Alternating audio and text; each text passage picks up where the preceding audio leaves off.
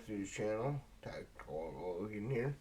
Um, Today I got a really interesting video. I'm gonna break down the upcoming fight between Islam Makhachev and Dustin Poirier, as well as how the lightweight division will play out over this year, and how ultimately the main goal of the UFC right now is to have Conor McGregor,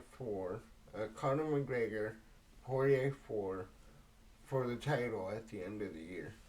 But I will get into that in a second. Obviously, if you enjoy my content, please subscribe. That's the only thing I ask here. I don't care about the bell. I don't care about the likes. If you like the content, hit that red button. And yeah, I try and post daily. It all just depends on the news out there and whether or not I have my own devious take on it. But anyways, so with UFC 302 and Islam Makhachev versus Dustin Poirier, a lot of things fell in the UFC's favor. Number one, Max Holloway beat Justin Gaethje. Without that happening, we would have Justin Gaethje versus Makhachev, in which I don't think that'd be a competitive fight. I think that Islam Makhachev is at a level that Khabib never reached. Obviously, there's that one knockout loss to, I forgot his name, but that was early on in his career, and ever since then, he has been on the exact same tear that Khabib was on. However, I really believe in my whole heart that Dustin Poirier will knock out Islam Makhachev. I'm kind of tempted to put money on this too. I have a feeling that Islam Makhachev will get caught going for a takedown, maybe by a hook and an uppercut, and Dustin Poirier will either finish him with strikes or submit him with the guillotine. That's my prediction right there. As well as I want to pull up that fight card and go through all the fights after. But anyways, with this fight and having everything work out for the UFC, the main goal is to have Dustin Poirier versus Conor McGregor at either Madison Square Garden or the December card, which I think it will be the December card. Madison Square Garden kind of sells itself, especially if you do John Jones versus Alex Pereira, like I said in the previous video. Which, if you haven't watched that video, I will leave it linked in the description, as well as it should be the video that pops up on the end screen. But anyways, let's pull up the let's pull up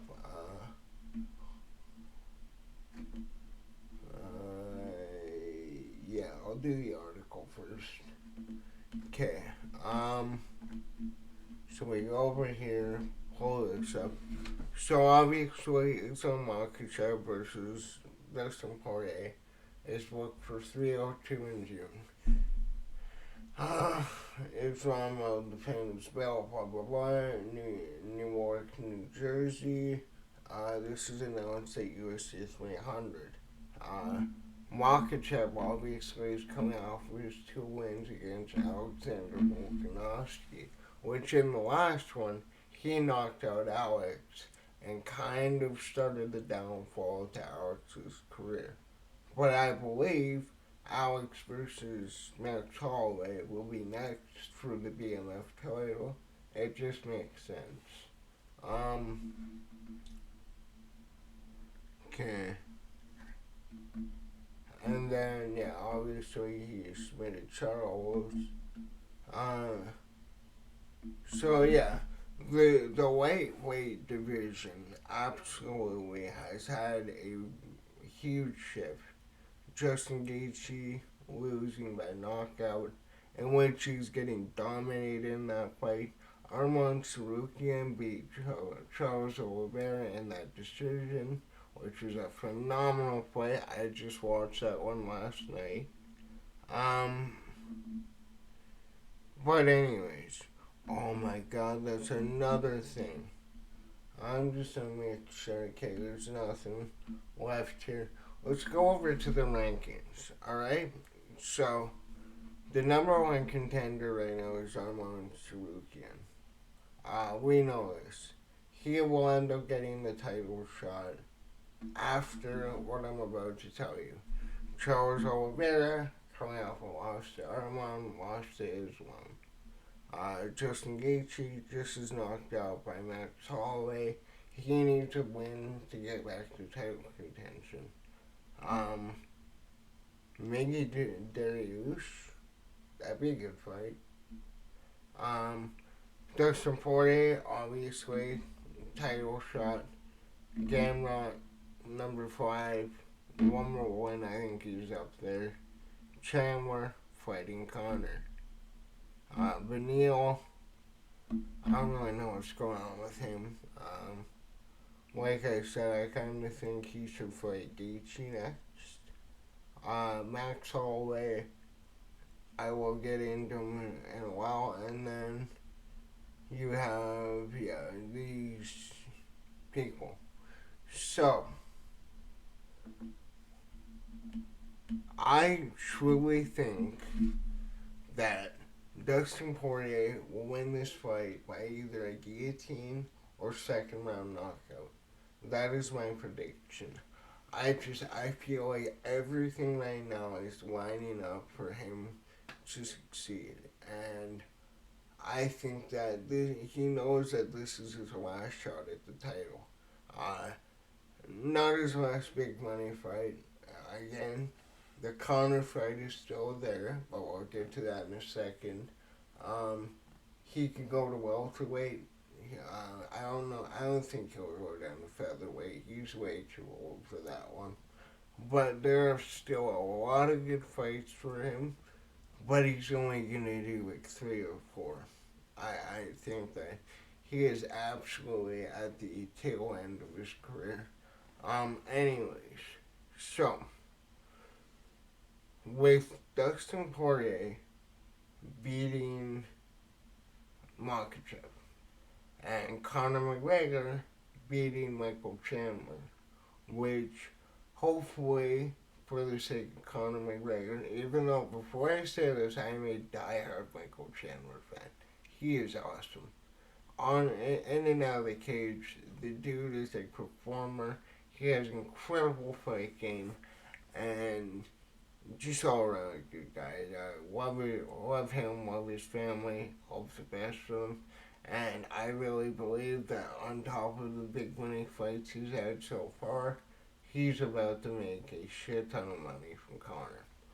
But with Conor and Dustin winning, you can then put that on the December card.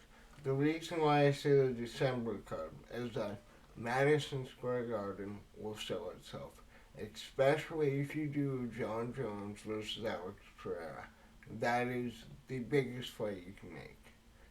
Again, that probably has to have a lot of things fall in place. Obviously, Alex needs to win against Yuri Prohaska, and John Jones needs to win against Tom Aspinall. Anyways, there we go. I use my PlayStation as my lighting because I'm too lazy to get an actual light. Fun fact about this channel. Anyways, dude, like, the UFC was just in like one of the most stale times it's ever been in. Obviously, you had wicked performances. You had a lot of not a lot, but you had a couple of breakouts. You have Sean O'Malley.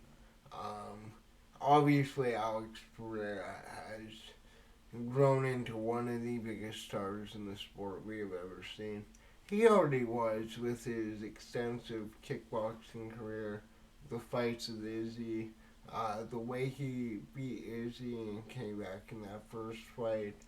Um, yeah, and obviously at light heavyweight, Alex Pereira is a whole nother being, man. Like, Glover Teixeira has really stepped his game up.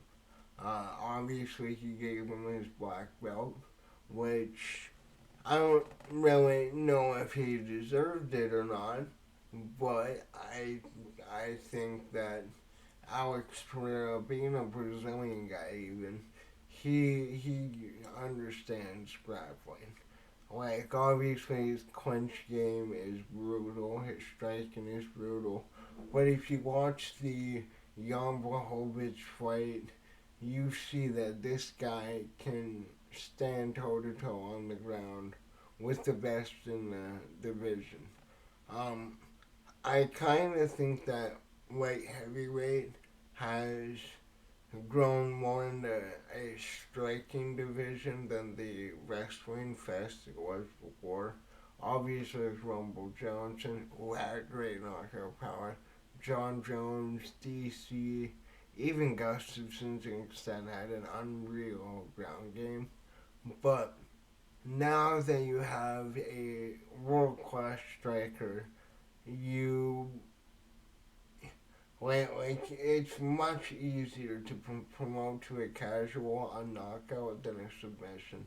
Like I love submission work. It's my favorite part of MMA. I love seeing the control, the like the chess moves in jiu-jitsu and wrestling. Like I, to a casual fan, it just looks like two guys fucking grabbing each other, and it's a little fruity when you look at two men or two women rolling around in their underwear trying to grab each other. It's not the easiest thing to sell, I'm not gonna lie.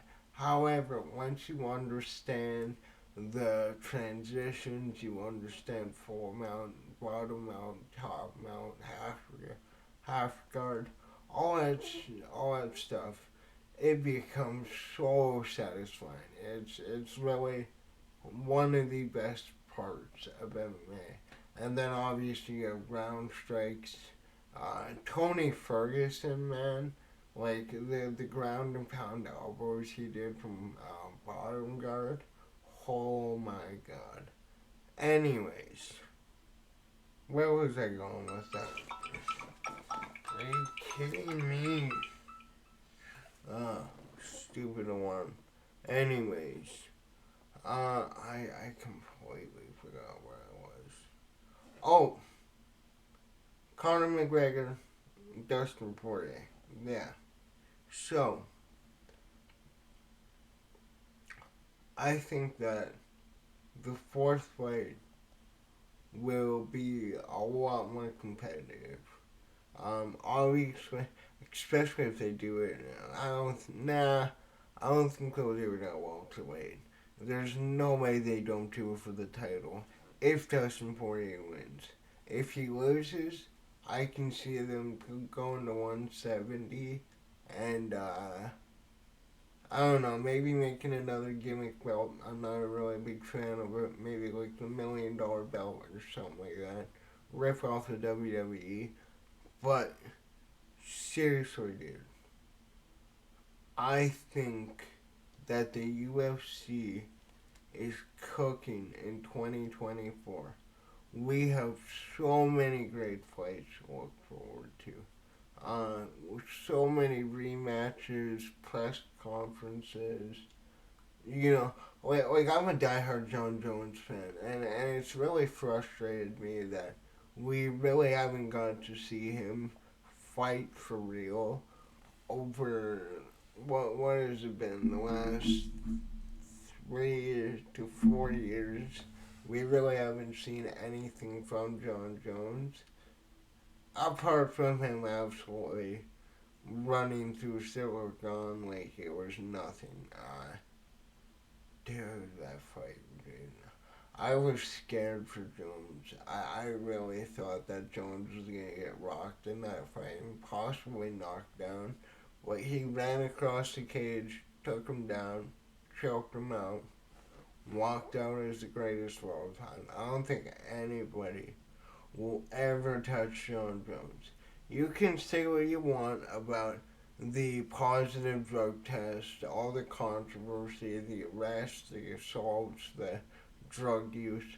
John Jones is the greatest of all time. There is no argument. Like, if he were to fight Silva, he would have dominated Silva. If somehow GSP went up to light heavyweight, he would have dominated GSP. Khabib, not even a competition. Um, any one of the goats, apart from maybe Fedor. Yeah. Prime Fedor would have given him a lot of issues. Yeah. Then again, Brock Lesnar could have beat, yeah. Brock Lesnar probably could have beat Fedor. Ooh. Man, Brock Lesnar too. Like, I really wish he would have found the right coach when he was in the UFC. Like, don't get me wrong, knocking out Couture, submitting Frank Mir, coming back and beating Mark Hunt, he had a Hall of Fame career in 8 fights. Like, there's no way around it. That guy blew the sport up. But anyways, I'm getting completely off topic, so I'm gonna wrap this one up and then do some shorts. Maybe play some Helldivers too. Which that one too right there. The whole thing about them, like the community freaking out about the PlayStation Link, unless you live in a country where you can't make an account, um, like it's really not a big deal. Like it takes 2 minutes to make one. You don't even need to really check on it, and you just play the game. But anyways, dude, the new Airbrush rocket launcher too. Holy shit. Okay, so I play with my friends, right? And like I usually like before the arc thrower was nerfed, I used that, the shield generator pack, and then the orbital laser and the 500 kilogram bomb. But oh, dude, like lately I've been running rail cannon strike, orb laser, 500 kilogram, and the airburst launcher. Oh, you you fucking run through missions, dude. Like it's not even fun. Uh, Let me know if you like to see how that was too content too. Like, I'm really enjoying that game, man.